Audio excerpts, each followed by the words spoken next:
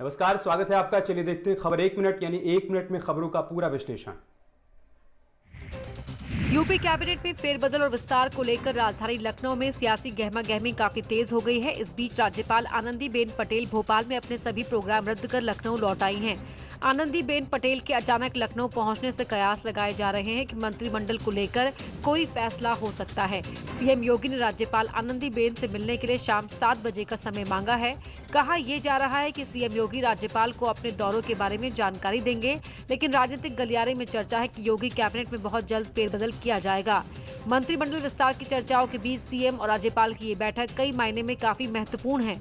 और आज ही मुख्यमंत्री 18 मंडलों की समीक्षा पूरी करने के बाद राज्यपाल से मुलाकात कर इस बात की जानकारी देने वाले हैं कि कोरोना मैनेजमेंट को लेकर सरकार किस तरीके से आगे बढ़ रही, किस तरीके से कामकाज कर रही है, किस तरीके से बड़े फैसले कर रही है। लेकिन ये भी माना जा रहा है कि इसी मुलाकात में मंत्रिमंडल विस्तार को लेकर तारीखों को लेकर भी मंथन हो सकता है और आने वाले दिनों में मंत्रिपरिषद में कुछ नए चेहरों को, कुछ बड़े चेहरों को खास जगह भी मिल सकती है। योगी कैबिनेट में फेरबदल और विस्तार को लेकर लंबे अरसे से चर्चाएं हो रही हैं, लेकिन किसी न किसी वजह से ये अब तक टलता रहा है।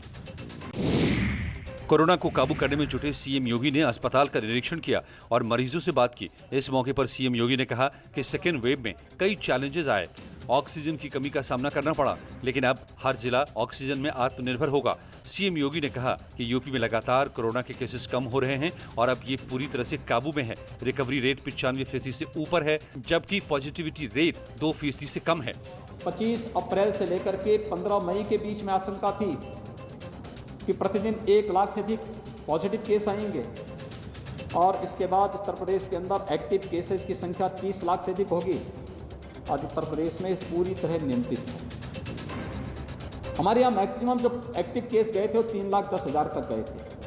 आज उनकी संख्या घट करके मात्र 58,000 रह गई है। प्रदेश के अंदर 24 अप्रैल को जो पॉजिटिव केस आए थे 38,000 से अधिक आए थे। आज घट करके पिछले 24 घंटे के दौरान उत्तर प्रदेश के अंदर मात्र 3,200 पॉजिटिव केस आए हैं। उन्होंने ये भी कहा कि तीसरी लहर को लेकर तैयारी तेज हो गई है और हम बच्चों के लिए अलग वार्ड बना रहे हैं। उन्होंने कहा कि 1 जून से सभी जिलों में 18+ के लोगों का वैक्सीनेशन होगा और हर नागरिक को वैक्सीन देना हमारा लक्ष्य है। मुख्यमंत्री योगी आदित्यनाथ आज सिद्धार्थनगर पहुंचे। सीएम ने यहां कलेक्ट्रेट स्थित integrated Covid controls command centre का निरीक्षण किया। इसके बाद सीएम योगी ने अधिकारियों के साथ बैठक ली। सीएम योगी ने अस्पताल का निरीक्षण किया। यहां उन्होंने लोगों से बात की और साथ ही वैक्सीनेशन का निरीक्षण भी किया। तस्वीरों में आप देख सकते हैं कि सीएम योगी अस्पताल में लोगों के साथ साथ यहां मौजूद डॉक्टर्स से भी बात करते दिखे। इसके बाद सीएम योगी ने अधिकारियों के साथ बैठक की, जिसमें अधिकारियों ने उन्हें कोविड कंट्रोल पर पूरी जानकारी दी। सीएम योगी के साथ सांसद जगदम्बिका पाल और मंत्री जय प्रताप सिंह भी मौजूद रहे। कोविड प्रबंधन का एक उदाहरण प्रस्तुत करते हुए उत्तर प्रदेश ने, जहां पर आशंका व्यक्त की जा रही थी कि 30 लाख से ज्यादा एक्टिव केस प्रदेश में होंगे, स्थिति अनियंत्रित होगी, आज उस उत्तर प्रदेश में मात्र 58,000 एक्टिव केस कोविड के रह गए हैं। अगर आज की हम देखेंगे तो 1 के आसपास है और ओवरऑल हम देखेंगे तो पॉजिटिविटी उत्तर प्रदेश के अंदर 3 के आसपास बनी हुई है। यानी पॉजिटिविटी रेट को कम करना और रिकवरी रेट को बढ़ाना इस पूरे अभियान का हिस्सा था और हम लोगों ने उसमें सफलता प्राप्त की। आईएमए ने योग गुरु रामदेव के खिलाफ शिकायत दर्ज कराई है। महामारी एक्ट और आपदा प्रबंधन अधिनियम के तहत आईएमए दिल्ली ने इंद्रप्रस्थ पुलिस स्टेशन में शिकायत दर्ज कराई है। बता दें कि बाबा रामदेव ने एलोपैथी इलाज को लेकर विवादित टिप्पणी की थी, जिसके बाद से आईएमए और योग गुरु आमने सामने हैं। इससे पहले कल उत्तराखंड आईएमए ने भी बाबा रामदेव पर 1,000 करोड़ रुपए का मानहानि का मुकदमा दर्ज कराया था। वैक्सीन की कमी को लेकर उठ रहे सवालों के बीच बीजेपी ने जवाब दिया है। बीजेपी प्रवक्ता संबित पात्रा ने प्रेस कॉन्फ्रेंस कर विपक्ष के आरोपों का जवाब दिया। संबित पात्रा ने बताया कि केंद्र सरकार पिछले 1 साल से वैक्सीन को इंपोर्ट करने के प्रयास कर रही है। फाइजर और मॉडर्ना जैसी कंपनियों से बात चल रही है, जबकि रूस की वैक्सीन स्पुतनिक भी भारत में आ चुकी है। हमने कई बार कई मुख्यमंत्रियों को, राहुल गांधी को, अरविंद केजरीवाल को ये कहते हुए सुना कि जो केंद्र सरकार है वो उचित कदम नहीं उठा रही है बाहर से वैक्सीन लाने के लिए। लगभग 1 वर्ष हो चुका है जब से भारत सरकार किस प्रकार बाहर से वैक्सीन लाया जा सके, वैक्सीन को किस प्रकार इंपोर्ट किया जा सके, उस पूरे कार्यवाही में भारत की सरकार पुरजोर तरीके से बिल्कुल आगे बढ़कर प्रोएक्टिवली लगी हुई है। Pfizer, Johnson and Johnson, and Moderna, इन सबके साथ लगातार भारत की सरकार बातचीत करती रही है और किस प्रकार से इनका जो इंपोर्ट हो सके उस विषय को लेकर आगे बढ़ी है। लखीमपुर खीरी के पलिया कोतवाली परिसर में एक महिला सिपाही ने एक लड़की का मोबाइल तोड़ दिया। बताया जा रहा है कि बिना मास्क घूम रही महिला सिपाही को इस लड़की ने टोक दिया था। ये बात महिला सिपाही को नागवारा गुजरी और उसने लड़की का मोबाइल छीनकर तोड़ दिया। मैं अपने भाई राज गुप्ता से मिलने मंगलवार रात को पलिया कोतवाली गई थी, जहां महिला कांस्टेबल ने मेरे साथ बदतमीजी करी। मैंने उनसे सिर्फ यह पूछा था कि आपका मास्क कहाँ है, आपने मास्क क्यों नहीं लगा रखा, तो उन्होंने मेरा फ़ोन छीन लिया और मेरा फ़ोन तोड़ दिया और बदतमीजी से बोली कि बताऊं अभी तुझे, और मुझे मारने पर आमादा हो गई। मेरी एसपी साहब से यही गुजारिश है कि महिला कांस्टेबल के खिलाफ सख्त से सख्त कानूनी कार्रवाई की जाए। पुलिस के आला अधिकारी कैमरे के सामने तो बोलने से इनकार कर रहे हैं, लेकिन उचित कार्रवाई करने की बात कह रहे हैं। उत्तराखंड के मुख्यमंत्री बनने के बाद तीरथ सिंह रावत आज पहली बार विधानसभा में अपने कार्यालय पहुंचे। उन्होंने विधिवत पूजा अर्चना के बाद कार्यालय में प्रवेश किया। इस मौके पर सीएम तीरथ सिंह रावत ने कहा कि सरकार धीरे धीरे कोरोना को काबू करने में सफल हो रही है। उन्होंने दावा किया कि हमारी थर्ड वेव से निपटने के लिए भी पूरी तैयारियां हैं। बता दें कि कोरोना के कारण विधानसभा बंद थी, ऐसे में आज सीएम ने अपने ऑफिस में प्रवेश किया।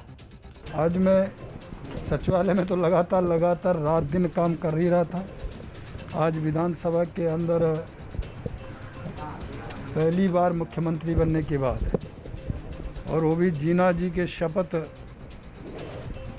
के कारण, और साथ में अपना भी मैंने विधानसभा का कार्यालय का हवन के साथ में पूजा पाठ के साथ में प्रारंभ किया है।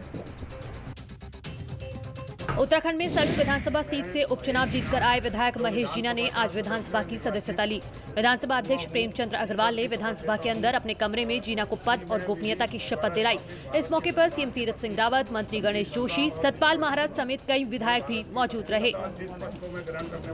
भारी बहुमत से जीना जी ने सल्ट विधानसभा जीती है और निश्चित है कि वहाँ की जनता के जिस प्रकार के विकास के कार्य और जो पाइपलाइन में सुरेंद्र जीना जी के द्वारा किए गए काम, उनको हम आगे बढ़ाएंगे। मैं काफ़ी भावुक हूँ क्योंकि ये जो सीट है ये मेरे भाई सुरेंद्र सिंह जीना की सीट थी, लेकिन उनके निधन के बाद मुझे इस सीट पर चुनाव लड़ना पड़ा और मेरा पूरा प्रयास है कि जो भी विधायक सुरेंद्र सिंह जीना ने सल्ट के लिए सपने देखे थे उनको पूरा करना ही मेरा दायित्व है। दिल्ली में कुत्ते से दरिंदगी करने वाले यूट्यूबर गौरव को पुलिस ने गिरफ्तार कर लिया। पीपल फॉर एनिमल सोसाइटी नाम की संस्था ने उसके खिलाफ दिल्ली के मालवीय नगर थाने में शिकायत दर्ज कराई थी। यूट्यूबर ने कई हाइड्रोजन गुब्बारों को कुत्ते से बांध दिया था, जिससे वो काफ़ी देर तक हवा में लटका रहा था। ये वीडियो उसने अपने चैनल पर अपलोड कर दिया था। दिल्ली के यूट्यूबर गौरव का हवा वाले गुब्बारे में बांधकर कुत्ते को उड़ाने का वीडियो वायरल हो रहा है, जिसके बाद ही पुलिस ने उसके खिलाफ कार्रवाई की। यूट्यूब पे इस वीडियो देखा गया है कि एक व्यक्ति अपने पेट डॉग को हीलियम बैलून्स बांधकर उसको हवा में उड़ा रहा है। तो ये कंप्लेंट रिसीव होने पर मालवीय नगर थाने में FIR रजिस्टर किया गया है under various sections of prevention of cruelty to animal act and अभी लॉकडाउन सिचुएशन का डिजास्टर मैनेजमेंट एक्ट और 188 IPC भी इसमें लगाए गए हैं। इसके बाद जो व्यक्ति उस वीडियो में था, Gaurav Sharma, 27-year-old YouTuber, has been arrested. बाकी इन्वेस्टिगेशन अभी कंटिन्यू चल रहा है। यूपी में आज अलग अलग शहरों से मारपीट की कई तस्वीरें सामने आईं। पहली तस्वीर हाथरस की है, जहां कुछ किन्नरों ने एक शख्स को पीट दिया। मामला पैसों के लेन देन का बताया जा रहा है। आरोप के मुताबिक किन्नर बिना नंबर की गाड़ी से आए और बीच सड़क पर शख्स को बुरी तरह पीटा और फिर गाड़ी में डालकर फरार हो गए। दूसरी तस्वीर बुलंदशहर की है, जहां मामूली विवाद में एक युवक की लाठी डंडे से पिटाई कर दी गई। वारदात दुकान में लगे कैमरे में रिकॉर्ड हो गई। पिटाई का वीडियो सोशल मीडिया पर वायरल हो रहा है, जिसके आधार पर पुलिस कार्रवाई में जुटी हुई है। तो वहीं प्रतापगढ़ में कुछ बदमाशों ने 2 युवकों पर चाकू से हमला कर दिया और फरार हो गए। दोनों घायलों को अस्पताल में भर्ती कराया गया है। बताया जा रहा है कि शादी में किसी बात को लेकर विवाद हो गया था, जिसके बाद दोनों ही युवकों पर हमला किया गया।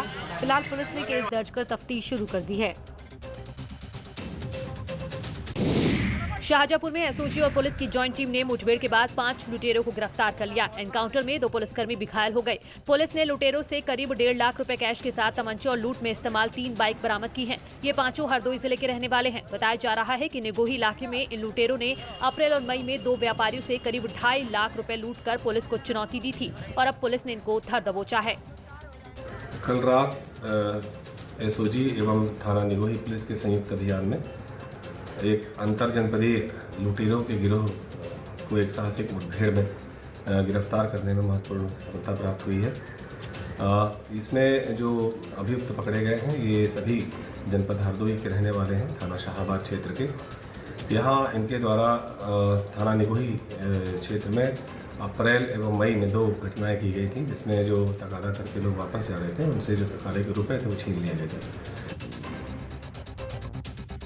बाराबंकी में पुलिस ने एक ऐसे गिरोह का पर्दाफाश किया है जो गांव में जानवरों की चोरी कर मोटी रकम की कमाई करते थे। 7 लोगों के गिरोह के 3 सदस्यों को पुलिस ने गिरफ्तार किया है। इनके पास से गांजा और अवैध तमंचा भी बरामद किया गया है।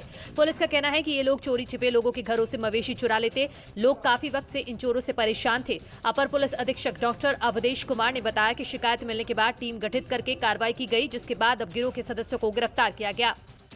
ये 7 किस्म के अपराधी हैं और बड़े ही सुनियोजित तरीके से जब पशुओं को चोरी करते हैं तो पहले गांव में ये रेकी कर लेते हैं और रात में 12 बजे के करीब उनको निकालते हैं और पिकअप के माध्यम से लेकर के चले जाते हैं और उनको बेच देते हैं। इसमें 6-7 लोगों का इनका गिरोह है। अभी आज 3 लोगों की गिरफ्तारी हो गई है। इसके पहले भी 2 लोगों की गिरफ्तारी हो चुकी थी और ये अच्छी सफलता रही। अब इससे रोक लगेगी। माफिया डॉन मुख्तार अंसारी के गुर्गों पर पुलिस का शिकंजा कसता जा रहा है। करीब 7 साल पहले वर्चस्व की जंग को लेकर मजदूर की हुई हत्या के मामले में फरार चल रहे मुख्तार अंसारी के गुर्गे अनुज कन्नौजिया के घर पर आजमगढ़ की SWAT टीम ने कुर्की की नोटिस चस्पा कर डुगडुगी पिटवाई।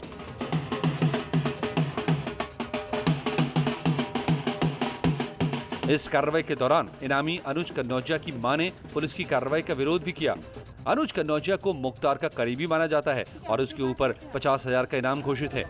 पुलिस ने उसे सप्ताह भर के भीतर हाजिर होने का निर्देश दिया है और हाजिर न होने पर उसके घर को जमींदोज करने की चेतावनी दी है।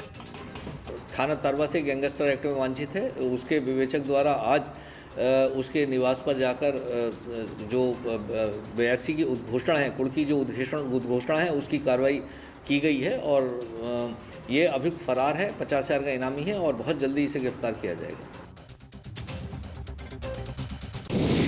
मथुरा में यमुना एक्सप्रेसवे पर आज एक विमान की इमरजेंसी लैंडिंग कराई गई। जानकारी के मुताबिक प्लेन ने हरियाणा के नारनौल से अलीगढ़ के लिए उड़ान भरी थी, लेकिन अचानक उसके इंजन में कुछ तकनीकी खराबी आ गई। ऐसे में प्लेन की इमरजेंसी लैंडिंग यमुना एक्सप्रेसवे के माइलस्टोन 72 पर कराई गई। जैसे ही प्लेन की ये लैंडिंग हुई, तमाम आला अधिकारी मौके पर पहुंचे, जिसके बाद ट्रैफिक को कुछ वक्त के लिए रोक दिया गया।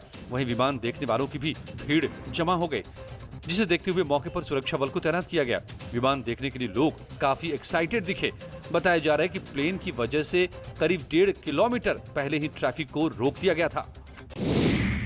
इटावा में एक शादी में अजीबोगरीब घटना हुई। भरतना इलाके के समसपुर गांव में फेरों से ठीक पहले दुल्हन की हार्ट अटैक से मौत हो गई, जिससे शादी में मातम पसर गया। लेकिन दोनों परिवारों की सूझबूझ से इस बात पर सहमति बनी कि लड़के की शादी दुल्हन की छोटी बहन से करा दी गई। बाद में बड़ी बहन का अंतिम संस्कार किया गया। इलाके में इस अनोखी शादी की चर्चा हो रही है।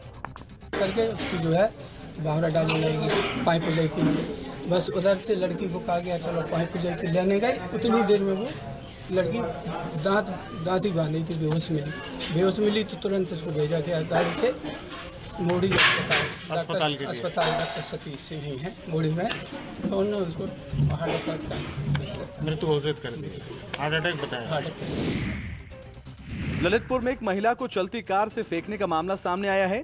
घटना सतरवास गांव के पास नेशनल हाईवे की है। स्थानीय लोगों की सूचना पर पुलिस मौके पर पहुंची और घायल महिला को इलाज के लिए हॉस्पिटल में भर्ती कराया गया। महिला की हालत गंभीर बनी हुई है। पुलिस के मुताबिक महिला बानपुर थाना इलाके की रहने वाली है, जो अपने मामा के यहाँ जाने की बात कहकर घर से निकली थी। पुलिस मामले की जाँच में जुटी हुई है। महिला को तत्काल वहाँ से ले जाया गया और CHC में एडमिट कराया गया। उसको रेफर करा के जिला अस्पताल में इलाज कराया गया। महिला ठीक है, बोल चाल रही है। मेरी भी बात हुई उससे और हम लोग पूरी घटनाक्रम की जांच कर रहे हैं। उसके द्वारा ऐसा बताया गया कि किसी स्कॉर्पियो द्वारा उसको वहाँ पे छोड़ के गया गया था उसके पास मोबाइल भी मिला है, उसमें भी हम लोगों को कुछ इंपॉर्टेंट क्लूज मिले हैं। जो महिला है उसके हमने परिजनों को बता दिया है और परिजन भी आ गए हैं और उनको पूरा घटनाक्रम की जानकारी कराई जा रही है। महिला का मेडिकल भी कराया जा रहा है, हर प्रकार का मेडिकल कराया जा रहा है। यार रुक रहे एक छोटे से ब्रेक के लिए, जल्द लौटेंगे कुछ और खबरों के साथ।